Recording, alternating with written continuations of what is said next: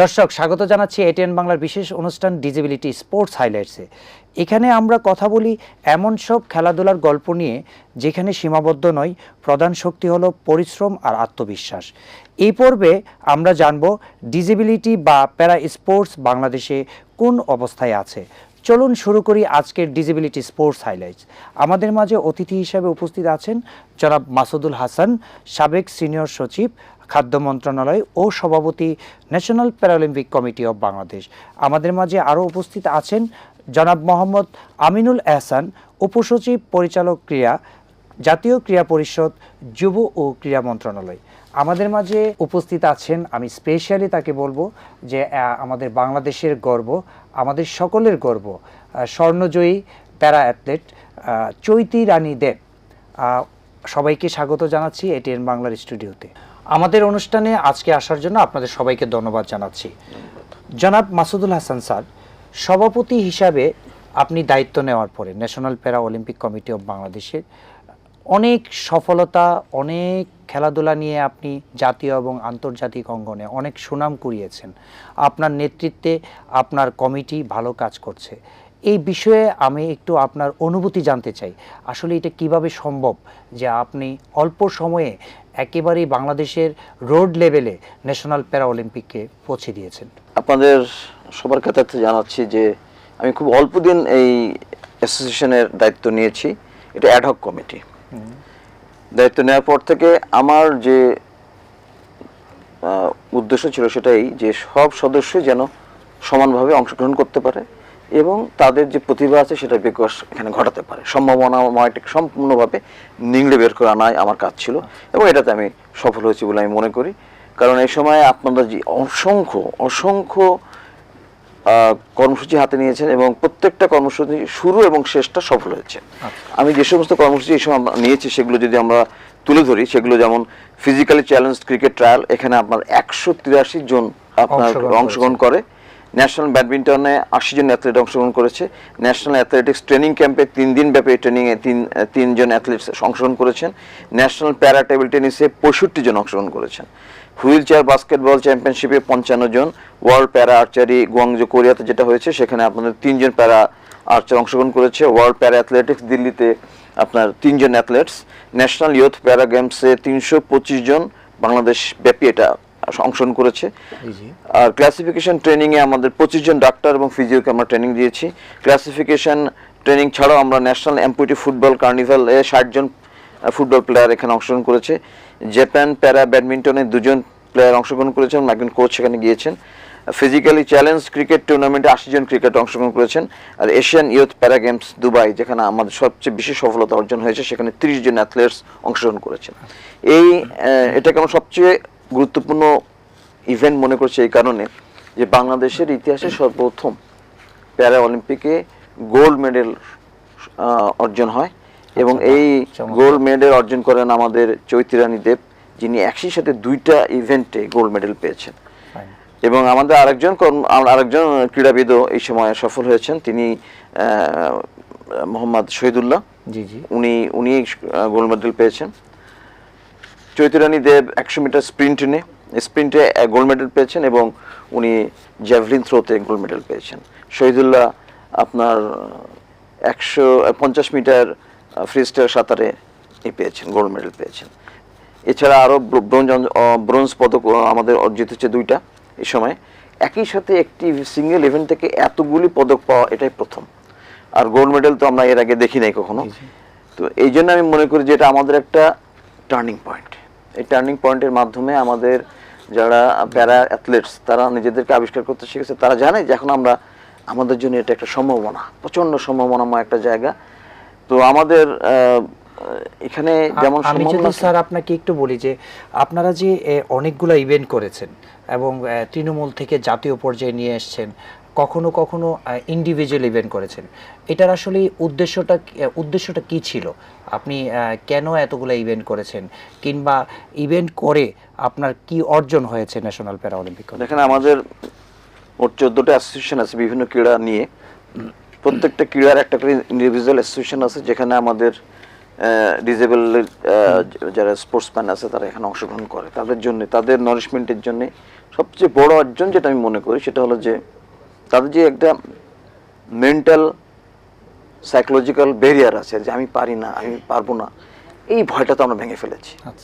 এখন তারা এগিয়ে আসছে, তাদের ভিতর যে পরিমাণ উৎসাহ উদ্দীপনা দেখা গেছে সেই পরিমাণ উৎসাহ উদ্দীপনার সাথে তাল মেলাতে আমরা পারছি না।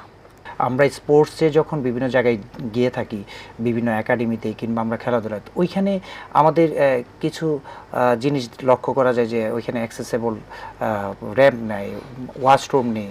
এই বিষয়ে কি আপনার নজর আগামীতে আরও কঠিনভাবে থাকবে কিনা যে প্রত্যেকটা ফেডারেশনে আমাদের অ্যাক্সেসেবল করা কিংবা আমাদের জন্য উপযোগী? এটা আমাদের অবশ্যই উচিত, না হলে তো আপনি পারবেন না। মনে করেন র্যাম্প লাগবে একটা, জি জি, অথবা তার স্পেশাল অ্যাটেন্ডেন্ট লাগবে, তার জন্য আলাদা ধরনের টয়লেট লাগবে, এগুলো আসলে নাই। এগুলো প্রথম দিকে ফোকাস করা হয়নি। তো একসময় বললাম তো যে 1981 সালে আমাদের জন্ম হয়েছে ঠিকই, কিন্তু কাজ আমরা শুরু করেছি 2004-এ।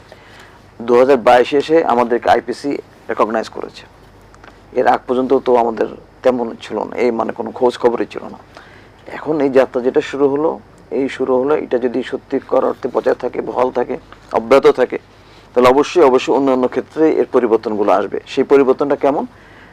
আমাদের যারা ডিজেবল স্পোর্টসম্যান আছে, স্পোর্টস পারসন আছে, তাদের জন্য আমাদের অ্যাক্সেসিবিলিটি তৈরি হবে এবং তাদের পার্টিসিপেশন বাড়বে এবং তারা দেশে বিদেশে সব জায়গায় অংশগ্রহণ করে আমাদের দেশের জন্য যখন সম্মান অর্জন করে আনবে, তেমনি তারা নিজেরাও নিজেদের সম্ভাবনাময়কে জীবন যে একটা আছে এটা সম্পর্কে জানতে পারবে। সত্যি স্যার চমৎকার, এবং আপনার অল্প সময়ে এত কাজের যে সফলতা, আমরা সবাই মুগ্ধ। নিশ্চয়ই আপনার আন্তরিকতায় বাংলাদেশের এই প্যারা স্পোর্টস বা ডিসেবিলিটি স্পোর্টস এগিয়ে যাবে বলে আমি বিশ্বাস করি। আমরা আসছি আবার পরবর্তী প্রশ্নে। আমরা আসলে সেই স্বর্ণবিজয়ী প্যারা অ্যাথলেট চৈতি রানী দেব। চৈতি, আপনি যখন দুবাইতে গিয়ে 2টি গোল্ড পেয়েছেন এবং আসলেই 2টি খেলাতে 2টি গোল্ড পরপর পাওয়া, এটা বাংলাদেশের ইতিহাসে প্রথম।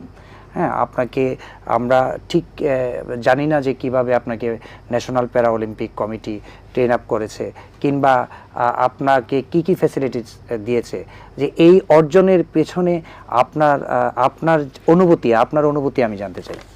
আমি যখন দুবাই এশিয়ান ইউথ প্যারা গেমসে তো ফার্স্ট টাইম আমি গোল্ড মেডেল করছি, তখন সময় আমার অনুভূতিটা অনেক আনন্দের ছিল যে আমি এই একটা পর্যায়ে গিয়ে গোল্ড মেডেল আনতে পারছি। আমার আনন্দটা অনেক ছিল। আমি যদি বলি যে এই আনন্দে তোমার জীবনে কি কি পরিবর্তন আসছে, এই যে তুমি অনেক খুশি, তোমার সমাজ কিংবা তোমার পরিবারে তোমার কি কি পরিবর্তন আসছে? আমার এই আনন্দটা আগে আমার পিছনে অনেক মানুষই আমারে অঘৃণা করছে এবং আমার ছোটখাটো মনে করে অনেক অঘৃণা করছে যে আমি এই পর্যায়ে যেতে পারতাম না। তো আমি এইগুলোতেই আমি কান দিছি না, টাকায় এই পর্যন্ত আমি গেছি। টাকায় এই দুবাই এশিয়ান ইউথ প্যারা গেমসে আমি 2টা গোল্ড মেডেল আনতে পারছি। ফাইন। তো তোমার পরিবার তোমাকে সাপোর্ট করে, আগে যেভাবে সাপোর্ট করতো, এখন কিভাবে দেখছে যে তুমি তো 2টা গোল্ড মেডেল পেয়েছো এবং তুমি বাংলাদেশের প্রথম, তো এই জায়গাটাই তোমাকে কি সবাই শুভকামনা জানানোর জন্য এসছে কিনা, তোমার পাড়া মহল্লা থেকে কিংবা দেশ থেকে রাষ্ট্র তোমাকে কিভাবে পুরস্কৃত করেছে? আগে আমার পরিবারের মা বাবা আগে উৎসাহিত দিয়েছেন, তো আগে যেরকম উৎসাহিত ছিল তখন সময় একটু কম ছিল, আর যখন গোল্ড মেডেল আনছি তখন সময় আমার পরিবার এবং আমার সমাজের মানুষ এবং স্কুলের শিক্ষক ও বন্ধুবান্ধব সবাই আমার সংবর্ধনা জানাচ্ছে এবং আমার উৎসাহিত দিয়েছে। ধন্যবাদ চৈতি, আপনার আরো গল্প শুনবো। আপনাকে আগে মানুষ ঠাট্টা মস্করা করতো, এখন সম্মানের চোখে দেখছে। আসলেই প্রতিবন্ধী ব্যক্তিরা যখন সুযোগ পায় তারা তাদের দক্ষতা কিংবা তারা তাদের যে যোগ্যতার স্বাক্ষর রাখতে পারে, এটাই বড় প্রমাণ হচ্ছে আমাদের চৈতি। নিশ্চয়ই প্যারা অলিম্পিক কমিটি অফ বাংলাদেশের অনেক সাধনা ছিল কিংবা তার পেছনে অনেক নার্সিং ছিল। আমরা আবার জানবো। আমরা এখন চলে যাচ্ছি জনাব মোহাম্মদ আমিনুল এহসান স্যারের কাছে। স্যার, আপনি বাংলাদেশ সরকারে ইতিমধ্যে ক্রীড়া মন্ত্রণালয়ের দায়িত্বে আছেন, একটি গুরুত্বপূর্ণ দায়িত্বে পরিচালক ক্রীড়া হিসেবে আছেন। আপনি নিরলসভাবে কাজ করে যাচ্ছেন বাংলাদেশ ক্রীড়া খাতে। স্পেশালি আমি যদি বলি প্রতিবন্ধী ব্যক্তিদের ক্রীড়া খাতে, স্পেশালি আরেকটা যদি যুক্ত করি যে প্যারা অলিম্পিকের সাথে কাজ করে আপনি কেমন ফিল করছেন বা আপনার কাছে কেমন মনে হয়েছে যে এই জায়গাটায় কাজ করার আনন্দ এই জায়গাটা যদি আমাদের সবাইকে একটু বলতেন। রিয়েলি যারা গুড হার্ট তাদের পক্ষেই এরকম প্রতিবন্ধী মানুষদেরকে এমপ্যাথেটিক ওয়েতে, সিম্প্যাথেটিক ওয়েতে অনুভব করা সম্ভব। এবং এখানে কাজ করার মূল আনন্দ হচ্ছে যে এই মানুষগুলো আমাদের মতো করে স্বাভাবিক মানুষদের মতো আনন্দের অংশীদারি হতে পারছে। তারা আসলে জীবনের একটা অর্থ খুঁজে পায়। যখন মনে করা হয় আমাদের সমাজে এখনও অনেক জায়গাতেই প্রতিবন্ধী মানুষদেরকে মনে হয় যেন তারা আর কী করতে পারবে, যেটা চৈতির কথাতেও উঠে এসেছে, যে চৈতিকে এই সমাজ অবহেলা করেছে, এক সময় তুচ্ছতাচ্ছিল্য করেছে। এই চৈতি কিন্তু আজকে আমাদের স্বর্ণজয়ী, এবং সারা দেশে না শুধু আমাদের যারাই এই পার্টিসিপেট করেছে এশিয়াতে তারা কিন্তু সকলে চৈতিকে চিনে। বাংলাদেশের স্বর্ণকন্যা এখন চৈতি, এবং তার যে সামাজিক অবস্থান তৈরি হয়েছে এটা কিন্তু আমাদের দেশের অন্য সকলকে উৎসাহিত করবে। আমি ব্যক্তিগতভাবে আমার সৌভাগ্য আমার সৌভাগ্য হয়েছিল এই যে দুবাইতে যে প্যারালিম্পিকের কম্পিটিশন হয়েছিল, আমিও গিয়েছিলাম, এবং আমাদের দেশের সর্বপ্রথম এত বড় অর্জন, একসাথে 3টা গোল্ড নিয়ে এসেছে। তো আমি ওই মুহূর্তটা একটু শেয়ার করতে চাই যে আনন্দ লাগাটা কীরকম। জেভলিনে যখন চৈতি স্বর্ণপদক পেল, তা আমরা সবাই খুবই উজ্জীবিত, উচ্ছ্বসিত।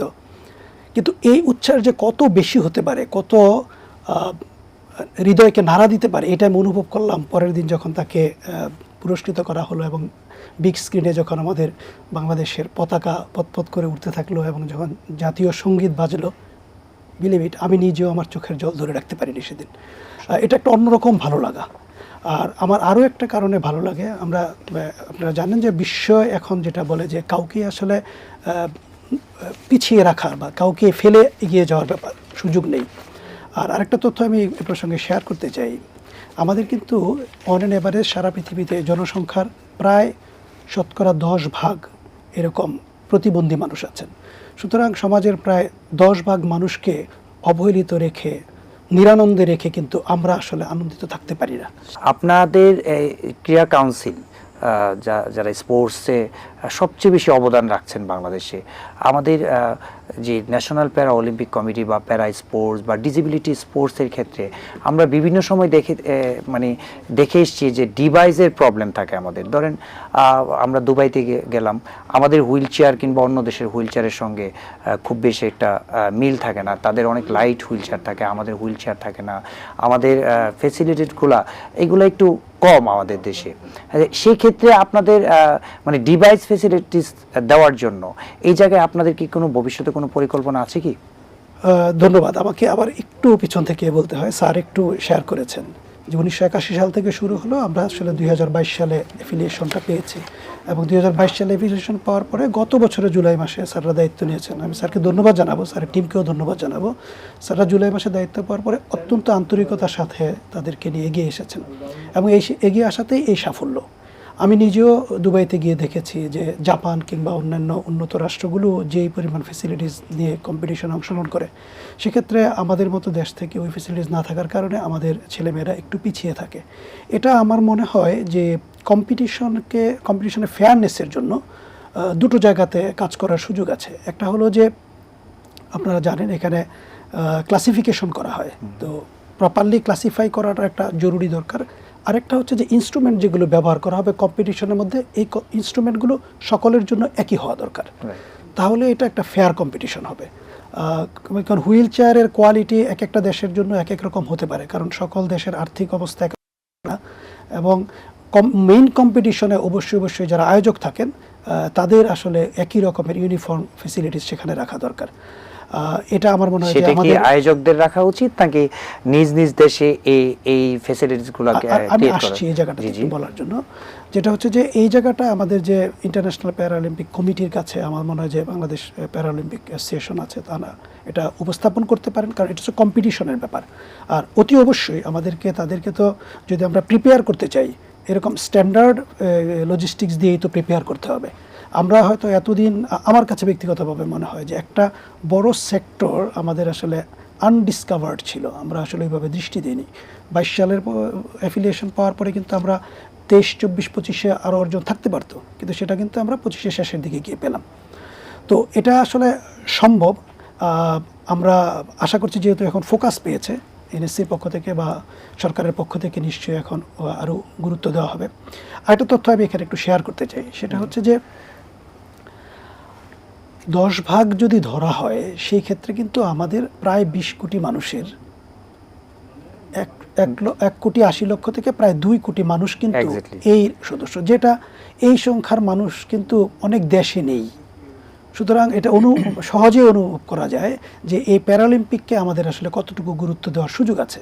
তারা এখন দেশের স্টার, তাদেরকে আমাদেরকে আপলিফ্ট করতে হবে, এবং যারা পিছিয়ে পড়া আছে, যারা হতাশ অবস্থায় আছে, তারা কিন্তু তাদেরকে দেখে অনেক বেশি উৎসাহিত হয়েছে। এটা আমাদের জন্য সবচেয়ে উপযুক্ত সময়। নিশ্চয়ই আপনার মতো সকলেরই দৃষ্টিভঙ্গি পরিবর্তন হবে এবং ক্রীড়া খাত থেকে শুরু করে প্রত্যেকটা জায়গায় প্রতিবন্ধী ব্যক্তিদের অংশগ্রহণ সুনিশ্চিত হবে, আমরা আশা করছি। আমরা আসছি আপনার কাছে। আমরা আমাদের জনাব সভাপতি মহোদয়ের কাছে একটি প্রশ্ন। স্যার, আপনি এই কাজগুলা করতে গিয়ে, যে আপনি প্রতিবন্ধী ব্যক্তিদের খেলাধুলা নিয়ে এই যে দীর্ঘ সময় যাবৎ কাজ করে যাচ্ছেন, হ্যাঁ, আপনি কমিটি দায়িত্ব পাওয়ার পরে আপনি কি কি চ্যালেঞ্জ ফেস করতে হচ্ছে আপনার, বা আদৌ কি কোনো চ্যালেঞ্জ ফেস করতে হচ্ছে কিনা, বিষয়টা একটু জানতে চাচ্ছি। ধন্যবাদ। এক্ষেত্রে অনেক চ্যালেঞ্জ আছে। চ্যালেঞ্জ তো আপনি বুঝেনি যে একজন সাধারণ মানুষকে অনেক সময় আমরা, স্বাভাবিক একজন মানুষকে আমরা অনেক সময় ফ্যাসিলিটিসগুলো যা প্রয়োজন তার সেটা দিতে পারি না। স্পোর্টসের ক্ষেত্রে তো ডিসেবলড পার্সনদের যে স্পোর্টস, সেটা তো আলাদা ধরনের ইকুইপমেন্টস, আলাদা ধরনের ব্যবস্থা, ফ্যাসিলিটিস তারা ডিমান্ড করে, এটা স্বাভাবিক। হুইল চেয়ারের ওজনের কথা বললেন, আপনি চিন্তা করে দেখেন, যদি আমি ভলিবল হুইল চেয়ার খেলতে যাই, হুইল চেয়ার ভলিবলে যদি অংশগ্রহণ করি, আমারটা যদি খুব বেশি ভারী হয়, আমার চেয়ারটা, তাহলে কি আমি অন্যদের সাথে কম্পিট করে পারবো? নিশ্চয়ই পারবো না। আমাদের প্যারালিম্পিক কমিটির এক কক্ষের একটা অফিস, আমাদের কোনো আমাদের যে সময় অ্যাথলিটসরা বাইরে থেকে আসে, তাদের যেন কোথায় রাখবো, তাদেরকে যদি 2 দিন বা 3 দিনে একটা অনুষ্ঠান হয় বা প্রোগ্রাম কর্মসূচি থাকে, যদি একটা কম্পিটিশন থাকে 2-3 দিন ব্যাপী, সেখানে তাদের কোথায় রাখবো, সে হস্টেল পর্যন্ত আমাদের নেই। আমাদের নিজস্ব মাঠ নেই, আমাদের অন্যের কাছে চাইতে হয়। চাওয়ার পরে আবার সেখানে যোগাযোগ করা লাগে, বলা লাগে, মন্ত্রণালয়ের কর্মকর্তাদেরকে রিকোয়েস্ট করে তাকে দিয়ে টেলিফোন করি, তারপরে মাঠ আমরা পাই। তো এরকম ক্ষেত্রে আমরা সারা জাগছে, অনেকে এগিয়ে আসার চিন্তা ভাবনা করছে যে হ্যাঁ আমরাও পারি। কিন্তু সেক্ষেত্রে তাদের এই চাহিদা, তাদের উৎসাহের সাথে কি আমরা তাল মেলাতে পারবো? এই তাল মেলাতে পারছি না, এটাই আমার কাছে খুব বড় একটা চ্যালেঞ্জ বলে মনে হয়। স্যার, তারা যেভাবে এগিয়ে আসতে চাচ্ছে, আমি সেভাবে তাদেরকে এগিয়ে আনতে পারছি না। স্যার, আপনিও কিছুদিন আগেও আপনি সরকারের উচ্চপদস্থ একজন কর্মকর্তা ছিলেন। সিনিয়র সচিব হিসাবে আপনি খাদ্য মন্ত্রণালয়ের দায়িত্ব পালন করেছেন, বিভিন্ন মন্ত্রণালয়ের দায়িত্ব পালন করেছেন। আপনার কাছে বা আপনার এখন রাষ্ট্রের কাছে কি চাওয়া, যে আপনি এখানে কাজ করতে এসে যে চ্যালেঞ্জগুলো ফেস করতেছেন, সেই বিষয়ে রাষ্ট্রের কাছে আপনার কি চাওয়া? আমার কাছে, রাষ্ট্রের কাছে আমার চাওয়া এটাই যে যদি প্রতিবন্ধী ব্যক্তিদের ক্রীড়াকে সত্যি করতে উন্নয়ন ধারা অব্যাহত রাখতে হয়, তবে এদের একটা আলাদা কমপ্লেক্স থাকা দরকার, হস্টেল সুবিধা সহ, এবং একটা বড় মাঠ, ইনডোর স্টেডিয়াম থাকা উচিত। আমাদের 50-60 কোটি টাকার একটা এন্ডাওমেন্ট ফান্ড থাকলে হয়তো আমরা করতে পারতাম। আর আমাদের নিজস্ব ক্রীড়া কমপ্লেক্স একটা থাকতেই হবে, যেটা বিকেএসপি আদল হতে পারে। রাইট। সত্যি আপনার যে প্ল্যান, এই প্ল্যান যদি বাস্তবায়ন হয়, নিশ্চয়ই 3টি গোল নয়, আমরা সবসময় আরও বেশি স্বর্ণ অর্জন করতে পারবো। আমরা একটু স্বর্ণজয়ীর কথা শুনবো। চৈতি, আপনি এখন আসলে কি চান, যে আপনি আর কি চান রাষ্ট্রের কাছে কিংবা ন্যাশনাল প্যারা অলিম্পিক কমিটি অফ বাংলাদেশের কাছে, যে আগামীতে খেলাধুলা করে আপনি আরও বেশি অর্জন করতে চান? পাশাপাশি আপনার সামাজিক কিংবা পারিবারিক ভাবে আপনি আরও বেশি স্বাবলম্বী হওয়ার জন্য আপনার কি কিছু চাওয়ার আছে? আমি চাই যে আমার প্যারা অলিম্পিকে যেন বিকেএসপিতে আমার পড়াশোনার পাশাপাশি খেলাধুলার সুযোগ করার জন্য এটাই, মানে আমি এখানে যদি পড়াশোনার পাশাপাশি খেলাধুলা করি তাহলে আমি বাংলাদেশের জন্য এই দুইটি নয় আরও বড় একটা সম্মান বয়ে আনতে পারবো। আপনার শিক্ষক কিংবা আপনার স্কুল আপনাকে এই যে অর্জন আপনাকে অনুপ্রাণিত করছে বা আপনার পাশে এসে দাঁড়িয়েছে, আপনি কি পড়াশোনা মানে করে আপনি কি হতে চান? পড়াশোনার পাশাপাশি খেলাধুলা করে যে এই বড় একটা পর্যায়ে গেছি আমি কখনো ভাবতে পারছি না, বাট এখন 2 বছর রানিং খেলাধুলার যে পড়াশোনার পাশাপাশি যে খেলাধুলা করছি, তো তাই এই দুবাই গিয়ে গোল্ড মেডেল আনছি। তো আমি স্বপ্নে যেটা ভাবছি না সেটাই আমার উচিত। আমরা আবার আপনার কাছে আসব। আমরা চলে যাচ্ছি জনাব মোহাম্মদ আমিনুল হাসান স্যারের কাছে। স্যার, প্যারা অ্যাথলেটদের সমান সুযোগ নিশ্চিত করতে কি পরিকল্পনার দরকার বা আপনারা কি কি পরিকল্পনা আগামীতে গ্রহণ করছেন? এটা হচ্ছে যে অবশ্যই আমাদের, আমি আগেই বলেছি যে প্রায় 1,80,00,000 মানুষ আছে এরকম, তাদের জন্য আলাদা একটা ফেসিলিটিস থাকা দরকার। তো আমরা যেটা পরিকল্পনা করেছি যে আপনারা জানেন যে বৈশ্বিকভাবে 29টা প্যারালিম্পিক ইভেন্ট আছে বা ডিসিপ্লিন আছে। তো শীতপ্রধান দেশগুলো বাদ দিলে আমাদের দেশের মতো হয়তো 20-21টা ইভেন্টে খেলা চলা সম্ভব। তো এখন আমরা প্রায় 14-15টাতে প্রিপারেশন আছে। আমরা দুবাইতে যেটা গিয়েছিলাম মাত্র 7টাতে ইভেন্টে আমরা অংশগ্রহণ করেছি। তো আমরা যেটা চিন্তা করছি, যেহেতু আমাদের 51টা ফেডারেশন আছে, তো যেই ডিসিপ্লিনগুলোর সাথে এই প্যারা খেলা সম্ভব তাদের সকলকেই আমরা প্যারা আলাদা করে একটা উইং ওপেন করার জন্য বলছি। আমরা কিছুদিন আগে তাদের সাথে মত বিনিময়ের জন্য বসেছিলাম। তো আমরা ওই সম্ভাবনার জায়গাটা আলোচনা করেছি, কারা কারা এটা করতে পারবে। খুবই ভালো হয় যদি আমরা একটা আলাদা কমপ্লেক্স তৈরি করতে পারি, তবে ঠিক এই মুহূর্তে সকল ডিসিপ্লিনকে একত্রিত করে আলাদা কমপ্লেক্স করাটা অনেকটা কঠিন, কিন্তু আমাদের স্বপ্ন এটা আছে। আমি অবশ্যই স্যারকে সাধুবাদ জানাবো যে স্যার আসলে অনেক বড় করে স্বপ্নটা দেখছেন। এই স্বপ্ন আমরাও বাস্তবায়ন করতে চাই। তো যেই ডিসিপ্লিনগুলোর পক্ষে সম্ভব তারা যাতে আলাদা করে প্যারা উইং ওপেন করে, এটার জন্য আমরা ওই ফেডারেশনগুলোকে অনুরোধ করছি। এবং একই সাথে যে ফেসিলিটিসের কথাটা বলেছে, অ্যাকোমোডেশনের কথাটা স্যার বললেন, এটা খুবই দুঃখজনক, আসলে এটা কষ্টকর।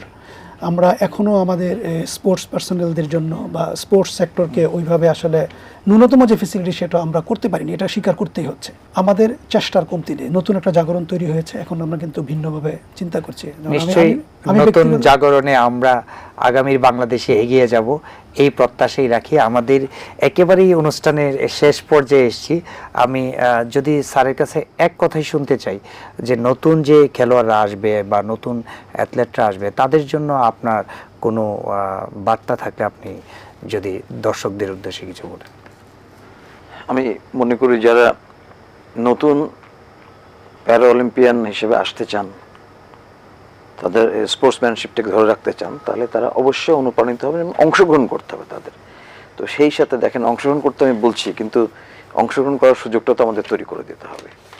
দুই দিকটা, এই দুই প্রান্তও যদি আমরা এক জায়গায় আনতে পারি, তাহলে আমার মনে হয় যে একসময় অবশ্যই আমরা আমাদের যে কাঙ্ক্ষিত লক্ষ্য, অর্থাৎ প্যারা অলিম্পিক কমিটির যে মিশন এবং ভিশন আছে, সেটা আমরা অর্জন করতে পারবো।